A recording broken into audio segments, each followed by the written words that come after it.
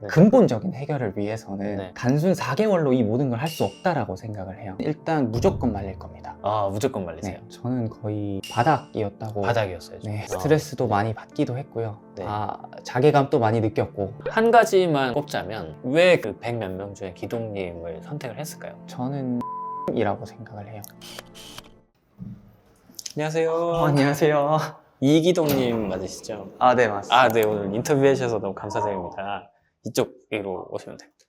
먼저 좀 자기소개 간단하게 좀. 저는 역사 교육을 전공했었고요. 역사 교사로 근무하다가 개발에 입문을 하게 돼서 개발자로 전향을 한 이기동이라고 합니다. 말씀하시는 것도 약간 딱 선생님 같으신.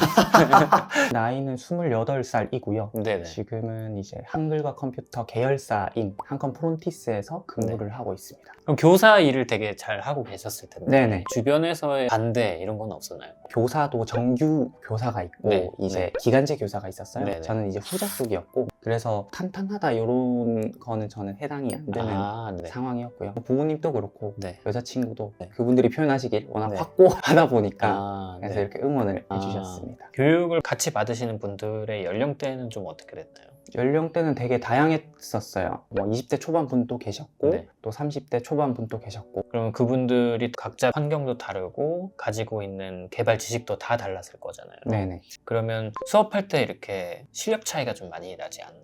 네, 실력 차이가 많이 났었습니다. 기동님께서는 어느 정도셨나요? 그 안에서? 저는 거의 바닥이었다고. 바닥이었어요. 네, 왜냐하면 제가 느끼기에는 네. 일단 비전공자에다가 IT 서비스를 경험한 적이 없었던 케이스가 저거든요. 평생 문과의 삶을 살아오다가 네. 부트캠프에 참여한 건데 이제 그 중에서도 IT 서비스의 경험이 있다거나 혹은 실제로 컴퓨터 공학 전공하신 분들도 계셨어요. 기본 1, 2년, 길면 3, 4년의 이런 백그라운드가 있다 보니 그 차이는 매우 컸었던 걸로 기억을 하고요. IT 기업 출신이라고 하면 이제 개발자 중심의 IT 회사들에서 다른 기획자나 디자이너로 일을 하셨던 분들을 말하시는 거죠? 네, 그렇습니다. 그런 분들은 개발자로 일하시지 않으셨더라도 IT 개발 환경에 대한 좀 백그라운드가 많이 있으시니까 좀 네, 금방금방 잘 하시더라 이런 네. 거를 많이 느끼셨던 거죠. 네네. 근데 그런 기반이 아예 없는 사람들은 좀 따라하기 쉽지 않았다. 네, 그렇습니다. 그러면 6개월 동안 거의 전쟁같이 살으신 건가요? 네, 저는 스트레스도 많이 받기도 했고요. 네.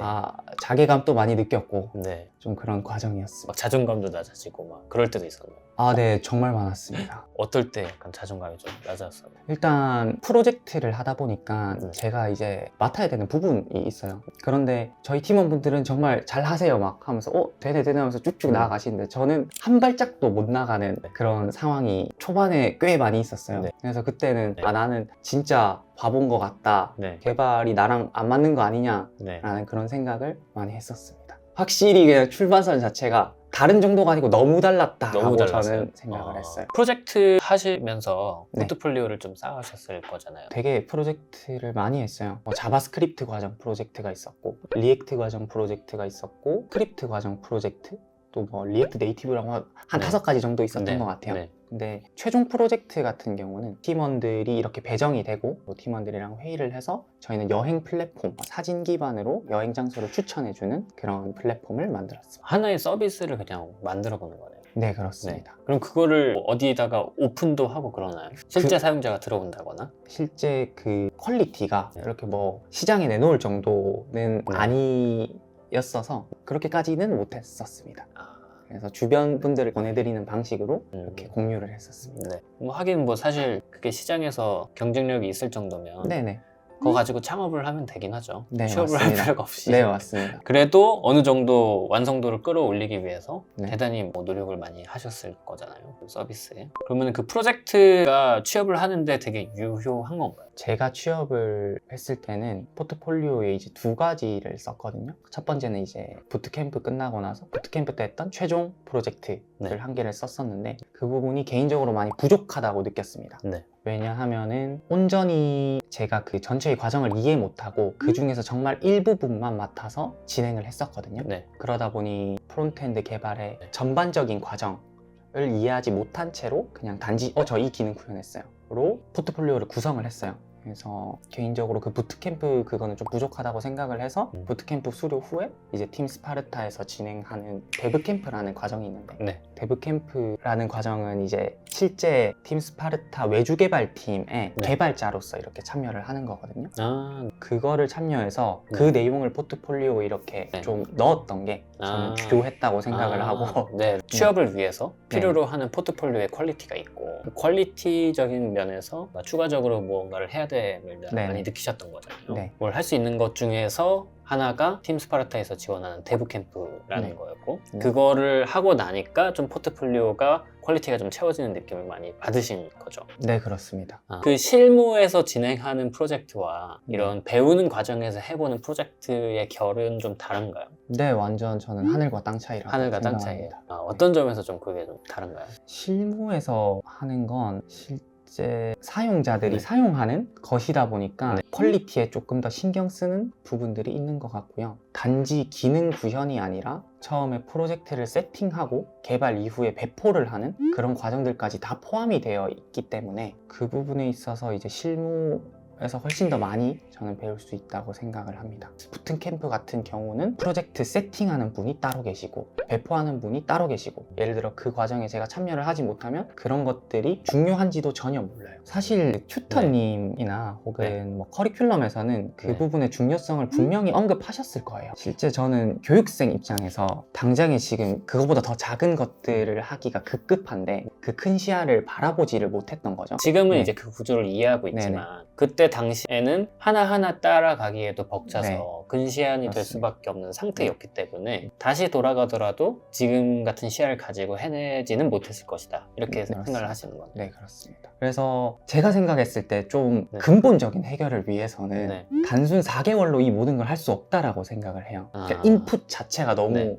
방대해서 네. 그 방대한 인풋을 저 같은 비전공자가 그걸 네. 온전히 내 걸로 만들려면 4개월로는 부족하다. 네. 그래서 이 문제를 해결하기 위해선 아예 시간 자체를 조금 더 두는 게 그나마 좀 더 해결할 수 있지 않을까 싶습니다. 결론은 저와 같은 아무런 경험 없는 상태에서 이렇게 시작을 하게 되면 정말 매우 힘들다. 그렇게 말씀을 드리고 싶습니다. 친동생이 있어요. 비전공자에 개발에 대한 백그라운드도 전혀 없는데 나 개발자가 갑자기 되고 싶어서 그러면 어떻게 하실 건가요? 말리실 건가요? 그 상상을 많이 했어요. 네. 이제 친구들 중에서 그런 네. 고민을 하는 친구들이 있는데 네. 저는 일단 무조건 말릴 겁니다. 아, 무조건 말리세요. 네, 100% 네. 말리고 그리고 전 사실 이게 그러한 과정들을 도망가지 않고 버틸 수 있냐 버틸 수 없냐가 저는 중요하다고 생각을 하거든요. 네. 그래서 제가 말리는 이유는 네. 제가 말렸음에도 불구하고 하는 친구들은 네. 그런 과정을 버틸 수 있을 것이라 생각을 해요. 그러니까 아. 요행을 안 바라고 네. 얘들 하는 척 하거나 네. 그냥 포트폴리오를 과장하거나 그런 것들을 하지 않을 거라고 생각을 하기 때문에 일단 말렸을 때 본인이 하겠다 하면은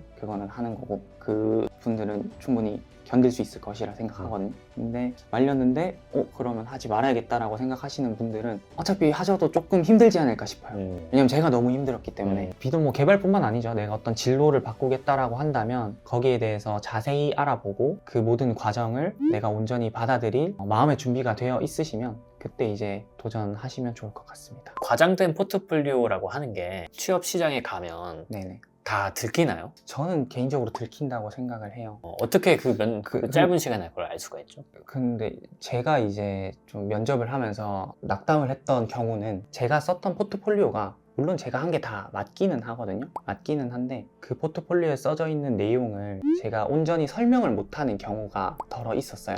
과장된 포트폴리오를 쓰는 것 자체는 저는 그냥 질문을 한번 이렇게 던지면 무조건 대답을 할 수 없기 때문에 네. 바로 알 수 있다고 생각을 하거든요. 서류는 뭐 합격할 수 있대. 면접 네. 과정에서 충분히 알 수 있지 않을까 네. 그렇게 네. 생각합니다. 그런 면접을 볼 수 있을 정도의 어떤 시니어 개발자라면 이 사람의 포트폴리오가 본인이 온전히 소화한 것인지 네. 아닌지에 대해서 몇 번의 질문만으로 금방 알아볼 수 있다라는 거죠. 네, 그렇습니다. 그렇다는 걸 내 포트폴리오도 완전히 네. 소화 못한 부분들이 그렇습니다. 덜어 있었으니까 내가 이런 것들이 바로 드러나네? 이런 것들을 많이 느꼈었던 거죠. 네, 그렇습니다. 아. 그러니까 보통 기능 구현을 할 때 기능 구현은 하기는 하지만 자세한 과정들을 제가 온전히 제 걸로 받아들이지 않고 했던 개발 같은 경우는 그 세세한 과정들을 이렇게 설명을 못 드려요. 그러면 그런 것들은 기능은 구현했대, 진짜 내 코드가 어떻게 돌아가는지 이해를 못하는 케이스이기 때문에 결국은 이제 그 면접 과정에서 설명을 못 드렸던 그런 부분들은 다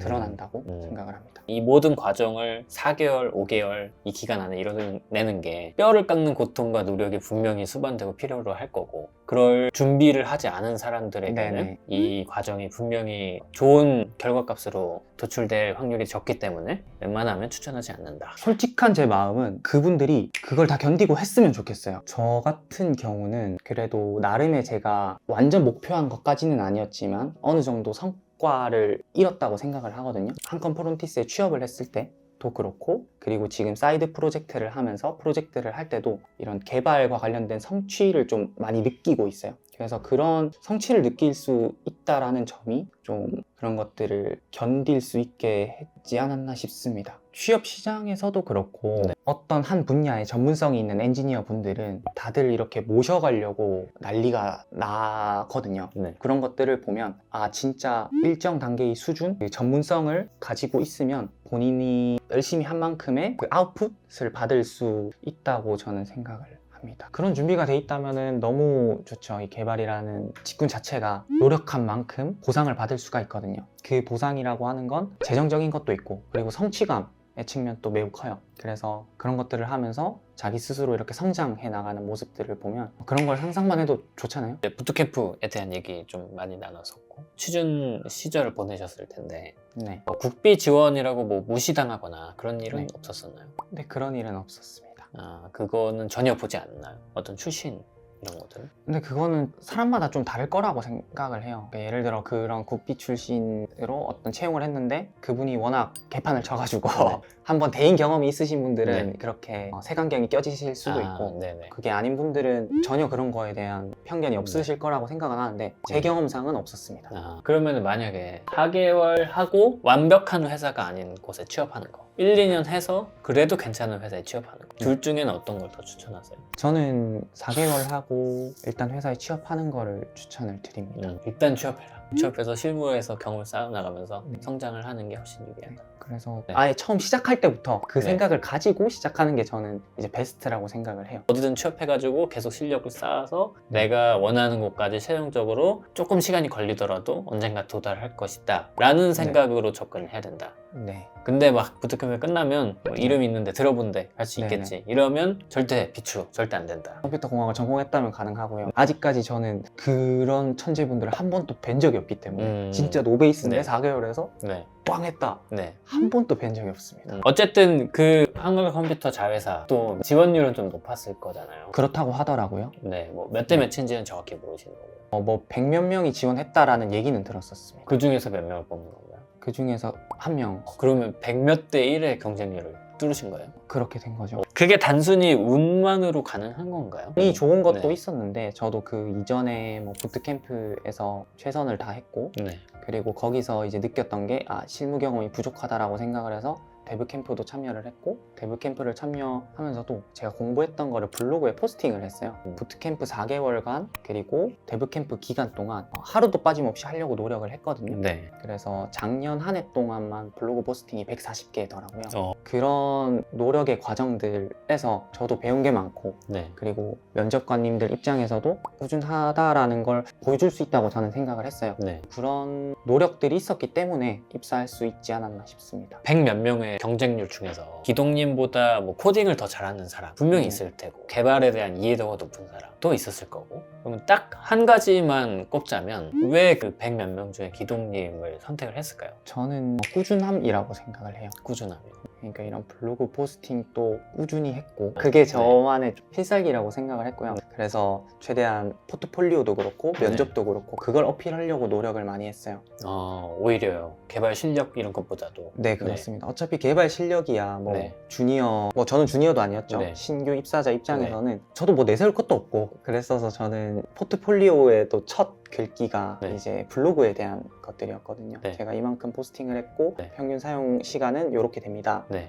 라는 식으로 좀 그런 꾸준함을 어필하려고 노력을 했습니다. 꾸준함과 좀 같이 연결지을 수 있는 키워드가 결국에는 꾸준한 성장 뭐 이런 거가 될 수 있겠네요. 블로그라고 하는 게 이제 자신이 깨달은 네네. 과정들에 대한 글을 쓰면서 네. 생각을 정리하고 네. 결국에는 그게 이제 나의 성장을 만드는데 가장 중요한 도구가 되는 거잖아요. 네, 그렇습니다. 그래서 그 블로그를 꾸준히 쓴다는 것 자체가 이미 내가 성장하는 사람이라는 거 보여주고 그 과정들을 보면서 그 네. 좀 이 사람은 정말 꾸준한 사람이구나 라고 하는 게 과거의 기록에서 네. 증거가 완전히 될 수 있는 거니까 그런 것들을 되게 좋게 보셨을 것이다 이렇게 판단을 하시는 거죠. 네, 좋게 봐주십사 저는 그렇게 네. 했었습니다. 코딩 테스트 뭐 아니면 기술 면접 이런 것들은 좀 어떠셨어요? 제가 입사한 회사에서 코딩 테스트는 없었고요. 네. 기술 면접 같은 경우는 블로그를 작성하는 것도 그렇고 실제 개발 업무를 하면서 많이 습득을 할 수 있거든요. 네. 그래서 그 습득한 거를 잘 정리해서 이제 면접에서 답변을 할 수 있을 정도까지 이렇게 준비를 했었습니다. 그러면 자신이 경험한 기술에 대해서 정확하게 설명하고 그럴 수 있는 게 좀 기술 면접에서는 중요한 건가요? 네, 중요합니다. 예를 들어 네. 그 기술의 개념을 여쭤볼 수도 있고요. 그 기술을 제가 프로젝트에 어떻게 적용했냐를 네. 여쭤볼 수도 있어요. 네. 그래서 결국은 그 기술을 내가 얼만큼 이해하고 네. 어떻게 활용할 수 있는가, 그런 것들이 기술 면접의 핵심인 것 같습니다. 그런 게 이제 블로그를 써 내려갔던 과정들에서 그게 많이 머릿속에 정돈되어 있으니까 기술 면접을 할 때도 도움이 많이 되셨던 거죠. 네, 도움이 많이 됐습니다. 그래서 저는 기술 면접 준비할 때 따로 뭐 질문을 한 게 아니라 네. 제 블로그를 다시 봤거든요. 네. 그래서 그런 식으로 준비를. 완전히 노 베이스였던 사람에서 지금은 1인분을 해야 되는 사람으로 빨리 달려가고 계신 거잖아요. 네. 아직도 성장해야 되는 과정이 있을 거고 성장에 대한 요구치도 굉장히 높을 텐데 현업에서의 실무에서도 그런 힘듦은 여전히 존재하나요? 당연히 존재를 하고요. 근데 이제 부트캠프랑 차이점은 실무에서는 그래도 이런 옆에 도와주시는 선임 개발자 분들이 네. 계시잖아요. 그래서 조금 더 편안한 멘탈리티로 그렇게 개발을 할 수 있다는 게 네.